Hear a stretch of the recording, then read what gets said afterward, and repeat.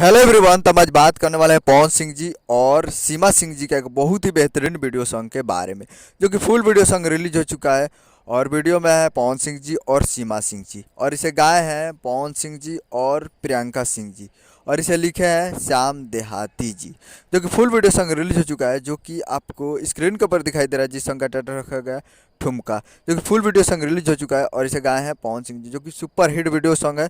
और ये रिलीज हो चुका है और म्यूजिक है घुंघरू जी का, जो कि बहुत ही बेहतरीन म्यूजिक देते हैं। और ये रिलीज हो चुका है web music Bhojpuri YouTube channel पे फुल वीडियो सॉन्ग।